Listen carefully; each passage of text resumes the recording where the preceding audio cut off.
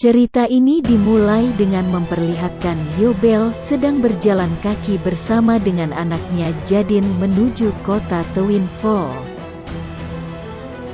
Film ini diangkat dari kisah nyata tentang Yobel, seorang ayah yang dari anak bernama Jadin. Jadin seorang murid SMA yang dibully oleh teman-temannya karena memilih berbeda dengan yang lainnya. Di La Grande, remaja Oregon, Jadin Bell memberitahu ayahnya, Yo, bahwa dia diintimidasi di sekolah karena dia penyuka sesama jenis. I don't know, because I'm different. Because why? Because I'm not. Yo mengatakan kepadanya bahwa dia harus tahu bagaimana membela diri dan membiarkan alam mengambil jalannya, dan itu akan berhasil dengan sendirinya. I don't want to spend my high school duking it out with guys who just I talk. got to get down there and kick the fuck out of them. We won't let nature take its course. Don't talk about it with the others. Ibu Jadin, Lola, tidak setuju dan meyakinkan Jadin bahwa mereka mencintainya. Yo dan Lola membiarkan Jadin bergabung dengan regu pemandu sorak, tapi Jadin menyadari rasa malu ayahnya. Kemudian, Yo memberitahu Jadin bahwa dia mencintainya dan akan berusaha menjadi orang yang lebih baik.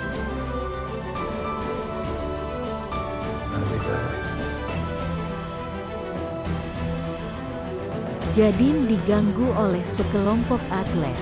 Di pertandingan sepak bola, Jadin tampil, tetapi dicemooh oleh orang banyak. Yo tidak melakukan apa-apa.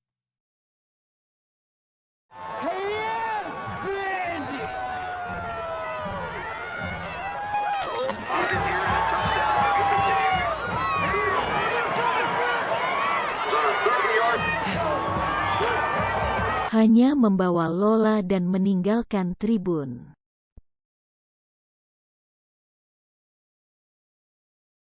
Di rumah, Jadin menerima pelecehan di media sosial.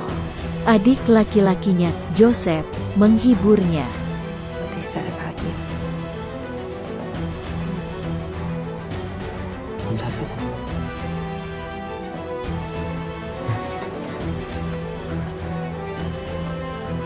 9 bulan kemudian, Yo memberikan presentasi tentang toleransi dan efek berbahaya dari intimidasi di sekolah. Jadin, seorang pemandu dalam benak Yo, mengawasi dari belakang auditorium. We're different from you. And torment people. And that understanding begins. Setelah itu, Yo dan Jadin mendirikan tempat perkemahan di sepanjang jalan raya untuk tidur semalaman.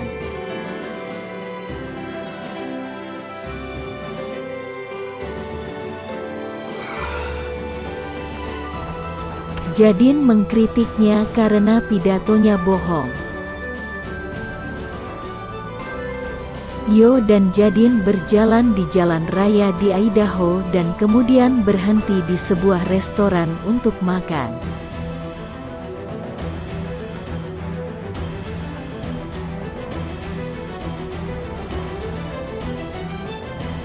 Berita di TV restoran menyebutkan pernikahan sesama jenis yang menerima ejekan dari beberapa pelanggan.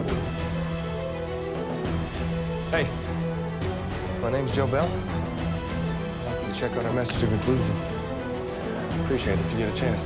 Terlepas dari upaya Yo untuk memberitahu pengunjung tentang misinya, Jadin memberitahu Yo bahwa itu tidak akan mengubah orang-orang itu. Dan bahwa bukan peserta kuliah tetapi orang-orang seperti pria di restoran dan anak-anak mereka yang perlu diberi pencerahan tentang toleransi dan inklusivitas terhadap semua orang terlepas dari perbedaan individu masyarakat mereka. Yo memberitahu Jadin bahwa dia mendukung kegiatan pemandu soraknya. Jadin, bagaimanapun, menunjukkan bahwa Yo hanya datang ke satu pertandingan dan pergi selama pertandingan setelah Jadin dicemooh oleh beberapa atlet. I was afraid for you. Yo dan Jadin tiba di Salt Lake City, di mana Yo pergi ke bar penyuka sesama dan bertemu dengan beberapa pelanggan, memberitahu mereka tentang perjalanannya. Ketika ditanya mengapa dia tidak membawa putranya, Yo memberitahu mereka bahwa putranya sudah mati. My son is dead. Lola dan Joseph datang mengunjungi Yo.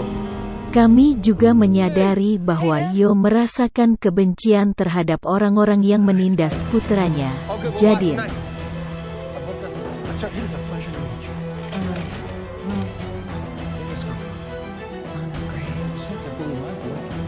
Brown had the nerve to stand over his grave? Why? Now he wants to apologize? No apologies with me, okay? There's no forgiveness here. They buried that. Tapi Lola memberitahu dia untuk mencari tahu apakah dia berjalan untuk ketenaran atau berjalan untuk Jadin. Selain itu, Lola mengatakan bahwa jika Yo benar-benar berjalan untuk Jadin, Jadin akan memberitahu dia kapan waktunya untuk pulang. Lola pergi bersama Joseph dan Yo melanjutkan perjalanannya, memberikan pidato dan ceramah serta wawancara di berbagai program berita. Kemudian, Lola menelepon Yo dan memberitahu Yo bahwa dia menemukan esai yang ditulis Jadin. Dia membacakannya untuk Yo, dan ini semua tentang perasaan berbeda dan diintimidasi dan betapa Jadin sangat ingin ini berakhir.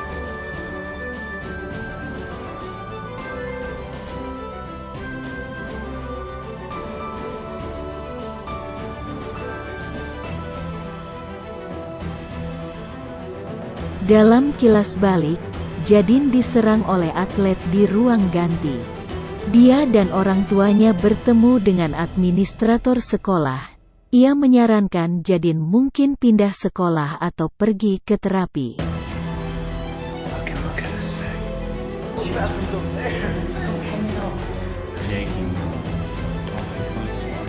Dia menasihati mereka untuk tidak mengajukan tuntutan, dan anak laki-laki terus melecehkan Jadin di media sosial.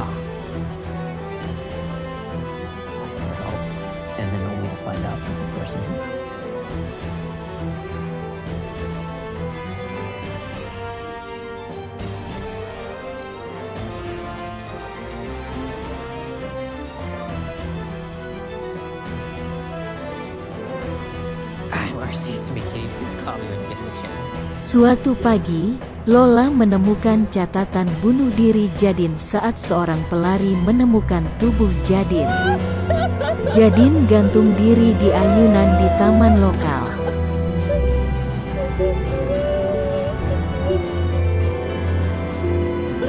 Bingung, Yo memberitahu Lola bahwa dia memutuskan untuk berjalan melintasi Amerika ke New York City untuk meningkatkan kesadaran tentang intimidasi, dan bahwa dia melakukannya untuk Jadin.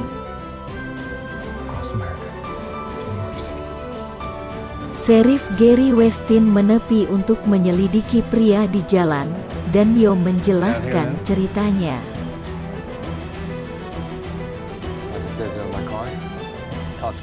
Like my son Jaden. He was gay. He was bullied so bad at school he couldn't take it. Westin membawa Yo untuk makan panas dan mengadakan pertemuan berbicara di sekolah menengah setempat. Westin memberitahu Yo bahwa putranya Will adalah gay, dan mereka terikat pada pengalaman mereka. Westin mengatakan kepadanya bahwa dia tidak mempertimbangkan sampai sekarang bahwa putranya mungkin mempertimbangkan untuk mengambil nyawanya sendiri. Dan bahwa dia tidak berpikir dia bisa melanjutkan jika dia melakukannya. Yo terus berjalan dan sekali lagi melihat Jadin. Yo meminta maaf, dan Jadin mengatakan kepadanya bahwa dia selalu tahu bahwa Yo mencintainya. Dia sangat kesakitan. Mereka berdamai, dan Yo menelepon Lola, meninggalkan pesan yang memberitahu mereka bahwa dia mencintai mereka dan berterima kasih kepada mereka karena telah bertahan dengannya. Dia berjanji untuk lebih baik tentang tetap berhubungan. Suatu malam, Westin menerima panggilan darurat dan tiba di tempat di mana seorang sopir truk tertidur dan menabrak pejalan kaki. Yo langsung membunuhnya.